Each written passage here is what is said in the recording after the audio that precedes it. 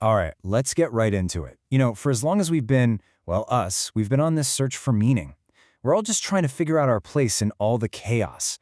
And in this explainer, we're going to use Will Durant's incredible book, The Story of Philosophy, as our map to figure out why this ancient search is, believe it or not, more important now than ever. And Durant, he doesn't pull any punches. He starts by hitting us with this pretty heavy truth. I mean, think about it. We strive, we worry, we chase things. But at the end of the day, for what? So much of the time, it feels like we're just spinning our wheels. And that feeling, that deep sense of meaninglessness, that's the exact problem that philosophy was built to tackle. And that really leads us to the big question for today. I mean, we are just drowning in information, right? Data, facts, headlines, it's endless. But as Durant points out, all those facts can't save us from feeling lost. Science is great, it gives us knowledge. But what we're all really hungry for is wisdom. So, how in the world do we find it? So, let's dive into our first section, the quest for wisdom. At its very heart, philosophy is our attempt to find a little order in the beautiful mess of our lives. It's about trying to hear what the ancient thinker Pythagoras called the highest music, the harmony underneath all the noise.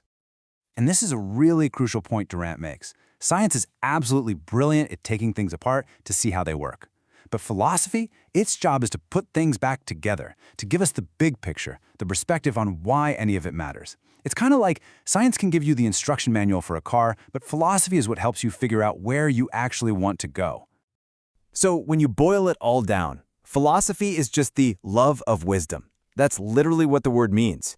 It's not afraid to ask the biggest questions of all. What's really going on here? How do you live a good life?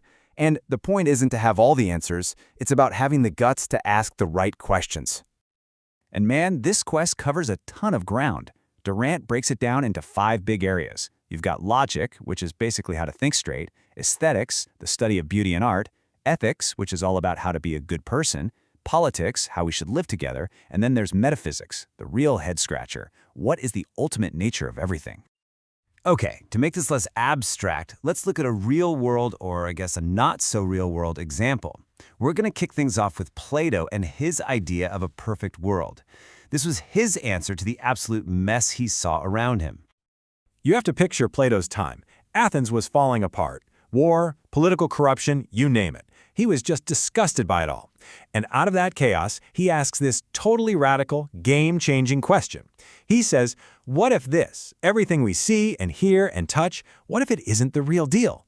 What if it's all just a cheap copy of something much, much better?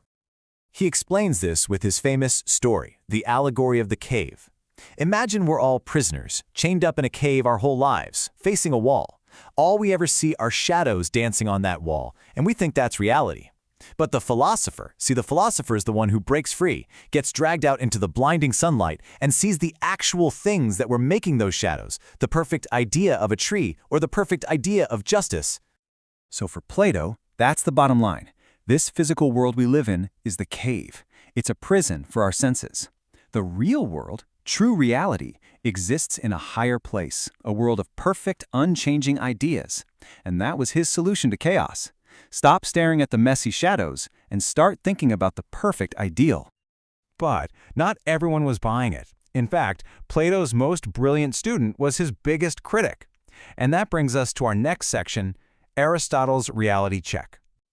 I mean, you can just feel the drama in that line, can't you? Aristotle is basically saying, look, I respect my teacher, but I'm more loyal to the truth. And with that one idea, he took all of Plato's philosophy, which was floating up in the clouds, and slammed it right back down to earth. And the difference between them is just night and day. Plato said reality is out there somewhere, in a world of perfect forms. Aristotle said, no way. Reality is right here, in this specific tree, this rock, this person. Plato's method was pure thought. Aristotle's was observation. He looked at stuff. Plato is shooting for the perfect society. Aristotle just wanted to figure out how one person could live an excellent life. And his ethics were just as down to earth. He came up with this brilliant idea called the golden mean. He said that being a good person isn't about some perfect ideal, it's about finding the balance, the sweet spot between two extremes. So courage isn't the opposite of cowardice, it's the perfect middle point between being a coward and being a reckless idiot. For Aristotle, the good life is all about balance. All right, so for about 2,000 years, Western philosophy was basically a long argument between Team Plato and Team Aristotle. And then a guy shows up with a hammer ready to smash the whole thing. So let's fast forward way ahead to Friedrich Nietzsche and his very, very dangerous idea. And this is the bombshell he drops. He asks, what if everything we call good, things like pity, humility, being kind, what if none of that is actually noble? What if it's just a clever trick, a weapon invented by the powerless to hold back the powerful people they secretly fear? So Nietzsche said there are really two kinds of morality. You've got master morality, which is the mindset of an ancient, noble warrior. For him, good just means powerful, proud, life-affirming. Then you have herd morality. This came from the oppressed, the slaves, and they flipped everything upside down. They started calling the masters evil, and they praised things that keep a herd safe. Pity, humility, playing nice.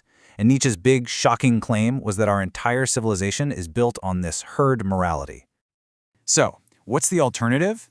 He gives us the Übermensch, often translated as the Superman. Now, it's really important to get this right. He's not talking about a tyrant or a bully.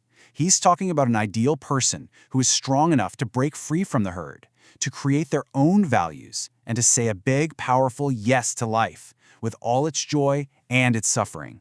A true individual. Okay, wow. So we've got Plato pointing up to the sky, Aristotle pointing down at the ground, and Nietzsche trying to light a match to the whole thing. What are we supposed to do with that? Well, that brings us to our final section, seeing philosophy as a practical pattern for living your life. And this really is the most important thing to take away from all of this. This isn't a multiple choice test. You don't have to pick one and say the others are wrong. The best way to think about it is like a toolbox. Plato, Aristotle, and Nietzsche are each handing you a completely different tool for a different kind of job in your life. So you can use Plato as a lens to look beyond the everyday and ask yourself what the ideal is. You can use Aristotle's lens for your day-to-day life to find that practical balance, that golden mean. And you can use Nietzsche's lens as a jolt of caffeine to challenge your own beliefs and ask, am I living boldly? Am I creating my own values? This incredible line from Plato really just sums up the whole point. We might not ever build a perfect society out there in the world, but by studying the pattern of one, by thinking about these big ideas, we can learn to govern the city inside of ourselves. We can bring a little bit of order to our own inner chaos. And that, of course, brings the entire journey right back to you. We've looked at a few different blueprints for a meaningful life. So the final question isn't for some ancient philosopher, it's for you, right now. What ideals will you look to? Where will you find your balance? What values will you have the courage to create? What pattern will you follow?